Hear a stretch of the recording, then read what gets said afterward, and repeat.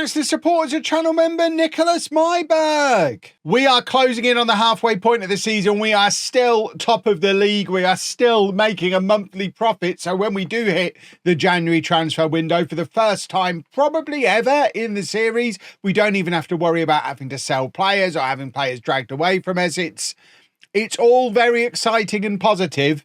I'm convinced something is about to go wrong. I guess one thing that has gone wrong is that for the first time in quite a number of years now, we've not made it into January in the Copa del Rey. I don't even know that it's a big deal. It doesn't make us that much money, but we did get knocked out by Granada, who are below us in the league. They knocked us out on penalties, which is not ideal, but we weren't going to win the Copa del Rey this season, so I guess it doesn't matter that much. It does suggest that there's maybe part of a larger not winning as often situation starting to emerge. Because if you look back over our last 6 matches, we've only actually won 2 of the last 6 matches across all competitions. So although we are still top of the league and we're 4 points clear with a game in hand as well, it's maybe not all done and dusted just yet. But today we're playing Real Sporting. They're down in 10th place. If we beat them, we can stretch that lead at the top of the table over Cartagena and Tenerife to like 7 points. And we're not even at the halfway point of the season yet, which is all jolly, jolly nice. This is the team we're going to put out there to try and do that. We've got Escuin in goal, who is wanted. He's wanted by, I mean, we've got a few. I say we don't have to worry going into January. A few of our boys are wanted by some bigger clubs. And of course, they do still have minimum fee release clauses. So, yeah, it's not as much of a disaster anymore because they're all going to be like close to 1 million, over 1 million if they do go, which is very splendid. But we're still only on 5%, I think, retained transfer revenue. So, yeah, it's not as if we sell a goalkeeper for 1 million, we can go and buy another one for 500,000.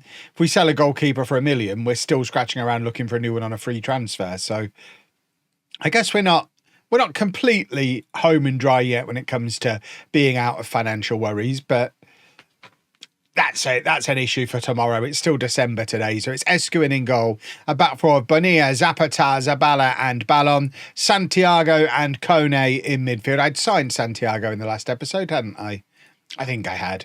And then we've got Angel, Davies and Sands behind Castro up front. Javier has had a little bit of a knock recently, and also Sands has been promised more game time. So the combination of those two makes it very easy for Sands to come in on that right-hand side. One thing I am quite excited about is Jack Davies is slowly starting to settle in to life here in Spain.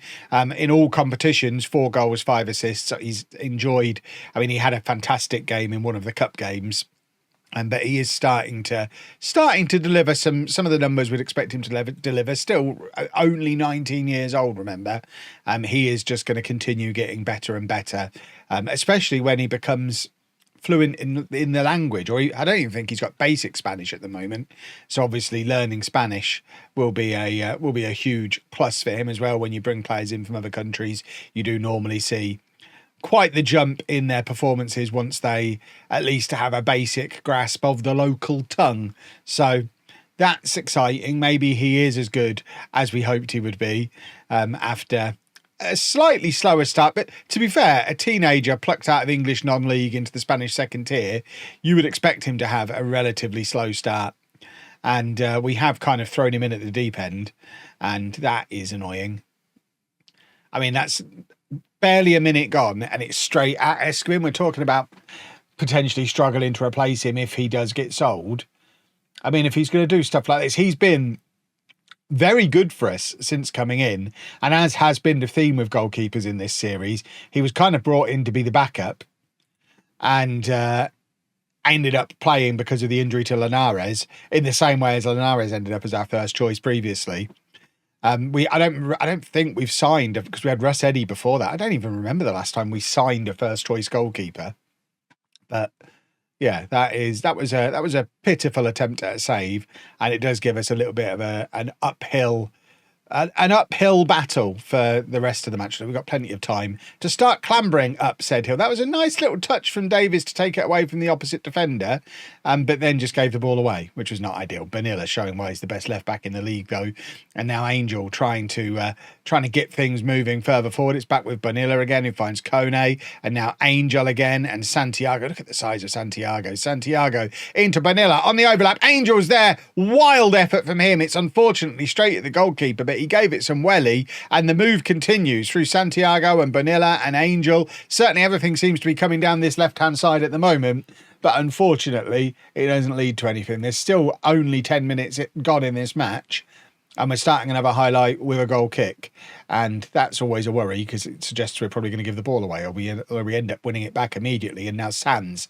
plays it forward to Davies, who, as the channel attacking midfielder, has gone out wide. I mean, it's a lovely run from that wide position into becoming a little bit more central, and then unfortunately his shot is absurd and it ends up going well over the bar, but again showing signs of what he's going to become, with a lovely dribbling move coming in off that right wing where he'd created space for himself by drifting wide in the first place. Sands is now in that wide area. He comes inside, drives it across goal, and the keeper pushes it behind for the corner, which of course we don't get to see because we're not allowed to see corners because we're rubbish at them, apparently. Cross comes in, Escuin collects comfortably, and this is a weird highlight. Why are we seeing this? Unless somebody's going to go and score from it. Escuin rolls it out to Zabala, and now Sands to Davies. Davies, ball over the top to Angel, who's got space to run into. Angel cuts inside. It's lovely work from Angel. It's another good effort from him. And once again, it's pushed over the crossbar, and we are peppering their goal with shots now. And unfortunately, none of them able to get the breakthrough just yet. But I mean, we've seen this story so many times over the course of this series. We are comfortably the better team. We just need to do a goal. Castro's come out here to take a long throw and hurls it to Davies, who gives it to Santiago, back to Castro. I mean, it was a very well worked move, but unfortunately Castro not able to keep his shot below the crossbar. And that's becoming a little bit of a theme of today as well, from both. I think we've had Davies, Castro, and Angel all blast good attempts over the crossbar at this point, and we're still only half an hour in. Right, Zapata across to Zabala. And now Davies, who's found himself a little pocket of space again, coming a little deep, going a little wide, and again having a shot. This one's a little bit closer, but does still go over the crossbar. Are we playing with small goals today? There's a chance we're playing with small goals today because we don't seem to be able to find the target.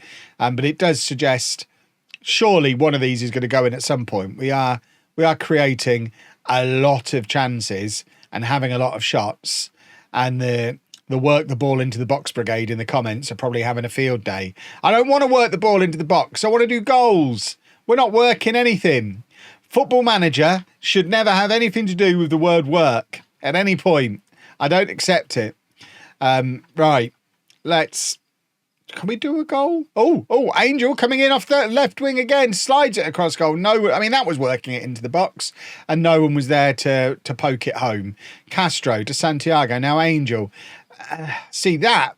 I couldn't cope with working the ball into the box because that frustrated me. A couple of passes on the edge of the area that don't lead to a shot. Oh, Davies is in, and this time it whistles wide. In fact, it's a save from the keeper. Pushes it around the post. We are getting closer, and we finally get to see a corner as well. It's going to be Angel to hit the in-swinger, and that's why we don't ever see the corners, because that was apparently one of our better ones. And it's going to lead to a goal for them, isn't it? We've committed so many players forward that the only reason we saw that corner is because they're going to score from the counter-attack, and that is hideous. Oh, they've hit the post. Goodness me, we get away with one a little bit there. And I think after dominating the first half, we were quite glad of that half-time whistle blowing when it did.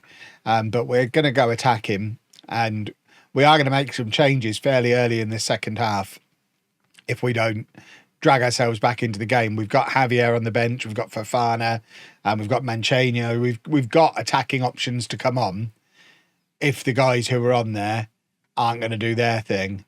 So I think at the hour mark, we make at least a couple of changes and try and do something different in the attack. Right, Escuin to Zapata. Ball forward looking for Angel, doesn't find him. And now it is Sporting who are coming at us, which is, I mean, it's not really what we were hoping for today. All the way back to their keeper. Oh, my word, that's a goal, surely. That must have crossed the line.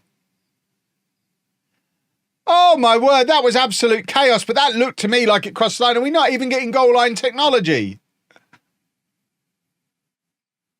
Oh, they almost gifted us one. Right, Anselmo's going to come on. Mancheno is going to come on as well. And then we're also going to bring on Javier. 3 changes as we try and do something different. They're early changes, but we needed changes in the attack. Oh, I swear that was over the line. Why show me it? Why show me it if it's not going to be given? Hideous. Right, Zabala forward to Sands, who finds Javier, and now Davies into Mancheno, surely, and it's another good save from their goalkeeper, who's putting in a man-of-the-match performance here. He is keeping them in this game. We are absolutely swarming all over them. Bonilla is now tired, and I think we're going to bring on another attacker. We're going to bring on Fafana for Bonilla and throw another man forward and go to a back 3, because Anselmo's already on. So we can easily go to a back 3. He can come on and be the target man. And we're just going to do this. And then you will go forward to there. Why is Javier acting like he can't do what we're asking him to? I mean, I know he doesn't like to play left midfield. That doesn't mean he can't do it. Too much distance between the 2 roles. I mean, there isn't. That's ridiculous. Well, you're going to be fine. And then we will drop Santiago in there because he can play centre-back. And we'll do that. So we become like a diamond when we're out of possession. And do we take off Sands and bring on Rock? I think we probably do. Just again to try something a little bit different. And when do we go very attacking? Probably now. Yeah, now. And can we demand more yet? We can demand more. The change seems to have killed everything off. So much of what we do comes from those players coming on the overlap, I guess. And by removing the overlap, we've taken the sting out of everything. Well, that might be the worst attacking substitution anyone's ever made, because we were dominating the game until we made that change with 20 minutes to go. We never got another point of XG after making the change. And what looked like it was the beginning of a wobble is now looking like the wobbly part of a wobble. We are still 4 points clear, but we've only won 1 in 7. And that's a worry. Las Palmas or Albacete, who's the most interesting of those?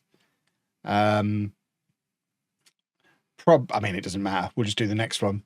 We need to come back to winning ways against Las Palmas. Let's do that. Right, one change for the Las Palmas game. Javier comes back in. I know I've promised Sans game time, but we need to get back to winning ways immediately. He can have game time when we're winning 5 in a row again. That's when we start faffing around giving people extra game time that they don't need. In other news, by the way, I was just checking in on Diawara, where he's playing at Cartagena, who are 5th in the league. They are one of the teams competing with us. He's playing central midfield for them. He's their best player. He's on a 7.51 average. He's now got 7 goals and 8 assists in his 15 appearances. I need to know, this is where Football Manager becomes silly, because I need to be able to say, so what role were they playing you in? What were you doing that made you suddenly this really, really good player, one of the best players in the league? If not, I mean, he might be the best player in the league. He is. Diawara, currently, by average rating, is the best player in the league. So obviously the plan is recall him. I don't even know how we find that. But the plan would be recall him in January. The problem, of course, though, I don't know how to actually get him doing what he's doing for them. I don't even know how to get to average rating, but you can see it there. There you go. Average rating. Can we see that? No, it then disappears. But how do we get him doing that? Why can't we say, what role were you doing? We can see they're doing a 4-3-3, which obviously we're not. We play with DMs and an attacking midfielder and a winger, so there's not that central midfield position for us. But if he's the best player in the league, we could probably move things around to fit him in, I think. But no, that's not a thing we can ask, and we'll never know. It will always be a mystery what role he's playing in that's made him a world beater. And I guess we're going to recall him in January regardless, because if nothing else, he can sit on our bench and then he's not being their best player. So it takes the best player from one of our teams we're competing with out of the equation. But it would be really nice to bring him in and actually use him and have him deliver those kind of numbers for us and become a key player for us, because he's a homegrown at club player who's been around forever. He's a full international. He's got like 20 caps for Guinea. I would happily have him in, but I don't know where to put him. Do we have to change the system to fit around him? We've already changed the system to fit around Davies. I don't suppose you can fit him and Davies in together, because Davies wants to be a number 10 and Diawara wants to play in that I guess what the modern rascals would call a number 8, the central midfield. Oh, look, this is good work from Davies again, who's in, and it's a corner. He's showing so many signs of becoming the guy we thought we were signing. I am excited. But maybe we do stick him out wide to get Diawara in here, because we've only ever really used Diawara as a winger, which he's not really. He's a central midfielder. But because we don't play with a central midfielder, he's never really had a fair crack of the whip in his natural position. And clearly, he's quite a good player these days. He has developed into a good football boy. Good work from Angel to win the ball back there. Davies tries to play it through to Castro. Castro, I think, probably takes the touch a little bit early there. I would have preferred to see him let it run past him and then him chase it, but he controlled it and kind of killed the move off before it got going, which is a smidgen frustrating. But again, decent work from Davies, who's doing lots of good stuff early in highlights, but clearly not doing enough to actually get decent ratings yet. But I'm seeing him do the things I want to see him doing, which I guess is a positive. That's good work again, winning the ball back. Now Davies comes deep, lays it off to Angel. Angel, dribbling through a crowd of people, comes away with the ball. I don't really know why he wanted to head in that direction so desperately. Good work from Javier to Kone. Javier's got him behind, just drive it across goal. He does. Castro's there. It's 1-0. That's why you bring Javier back in the team. He's the only wide player we've got who really does that. And it's because he's the only one we've got who plays on the side of his natural foot. He's a right footer that we play on the right. Everyone else plays off their opposite wing because I want them cutting inside. And I kind of want him cutting inside to a point. That's why we've got him on the wide forward role. But because he's a natural right footer playing on the right, it does mean he has that string to his bow that no one else really has. And it is effective. My plan on the other side is really that Banilla's the one doing that, pushing forward from left back, but he doesn't do it as often as maybe I would like. But that was lovely work from Javier. And now we've just got to make sure we don't balls it up from here. Benilla has let that guy just run straight past him. Oh, my word. They almost salvaged something from nothing there with the shot that went wide, but then comes back across goal. But now Javier on the right-hand side again, very wide, plays it back to Kone, who's up supporting him, into Davies. And that's lovely work from Davies. And that is what we signed him to do. He's threatened to do that throughout this episode. I've seen him do it off camera a couple of times, just stuff like that. And now you get to see what's exciting me so much about Jack Davies, because this is good work. That first touch, absolute perfection. And it's a great finish from a tight angle as well. And like I say, he is turning into the player that all those big Premier League clubs thought he was capable of being when they were going to bring him in and loan him out to League One. We've brought him in. We're playing him. And he's going to develop even faster as a result because of the amount of competitive football he's playing. Angel now dropping deep, playing it over to Javier. Very wide again for Javier. Ballon this time is one supporting him. Kone across to Santiago, who shoots from range. That's somehow got in off Javier. I mean, he's touched that slightly as it's gone past him, maybe. We need to see this on the replay. Javier has absolutely nicked a goal. I mean, he deserves a goal, but it's completely stolen. Santiago with the shot. Oh, it took a couple of big deflections. It was actually going wide off the back of the first deflection. I don't know that Javier knows very much about it at all, but it's kind of hit him in the face and gone in. So we'll take it at 3-0 up. That'll do nicely. Javier's come back in and been instrumental. He's got a goal and an assist and an 8.7. And now Castro wins the ball back from the loose through ball. What a finish from Castro! Oh, see, this is what all these seasons I've moaned about him being a stat padder. Here you go. You're getting the rare opportunity to see him play against one of the weaker teams. And he's just a world beater against them. You never see him do this in the big matches. But that was great. That was just really good. Completely made it himself. And then a beautiful finish. It's 4-0 now. And yeah, this is a bit more like it. This is the response we needed off the back of that really frustrating performance that we've just had. Davies now going to wallop a free kick. Unfortunately, it's something he doesn't quite have at his disposal just yet. And now I guess this is where we bring on Sands to give him that extra game time that he was asking for. He can come on for Angel and play on that left-hand side. We're also going to take off Bonilla, who's had a surprisingly poor game. And then I think we're also going to take off Zabala and give Anselmo a chance at centre-back because he's had so few opportunities playing at centre-back because I don't want to mess up my centre-back partnership. But, I mean, the sentence was going to be when you're 4-0 up, that's the time to have a little bit of an experiment at centre-back, I guess. And we're now only 4-1 up. But I still think Anselmo can have his 25 minutes and show me what he's got playing at centre-back. There he is on the ball and plays it forward to Kone. Nice, easy pass. And now Javier. Another lovely pass in, looking for that run of Davies. Javier's got it again. Kone, that's poor. And it ends up all the way back with Zapata, who finds Kone. Kone's had a very good game as well today. And that's lovely work again. Castro, Davies and Javier.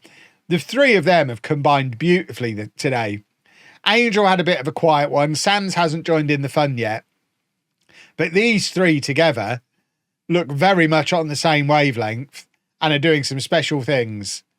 That is just another very, very good move. And it's another good finish from Javier. It's 5-1. Castro and Javier are having a competition to see which one of them can win man of the match. They've both got 2 goals and an assist each. Javier's currently on the 9.9, Castro on the 9.2. Next goal wins man of the match, I guess, between those two. But ball over the top. Zapata is trying to cover him. Oh, my word. He nearly scored a spectacular own goal that Escuin only just manages to push around the post. And now for the final changes, we're going to take off Javier. So, I mean, we're giving the opportunity to Castro to go and win man of the match. And Moreno's going to have a rare run out. We haven't given him much of a chance since he came in. And then I think we are going to take off Davis and get Rock in there for more game time because Rock's looked good when he's had opportunities in there as well. So we'll give Castro the chance to finish off his hat-trick and steal the man of the match off of... why is Victor playing on it? Is that Moreno? Okay. So we're now going to have 2 players called Victor. That's going to confuse me. Yeah, so we've got Victor and Victor. Of course we have. He needs to not have Victor on his shirt, the silly boy. Right. That'll do nicely. That is the kind of thing that we normally do off camera when you all tell me I'm reloading off camera. No, we're just really good against the mid-table teams. We always have been. And yeah, we maintain our spot 4 points clear at the top of the league, heading into the January window. We do have money to spend in January if we can find the right player, which is a very new situation for us to be in. And I can't show you the bank balance. Everything seems to be breaking, so I'm very quickly going to save because we've just scored 5 goals and now it's not letting me click the finance button. No, there you go. Now we can click the finance button. But yeah, this is all very positive stuff. And if you've enjoyed that, please make sure you leave a nice big thumbs up on there for me. Subscribe to the channel for daily Football Manager videos. And thank you very much for watching.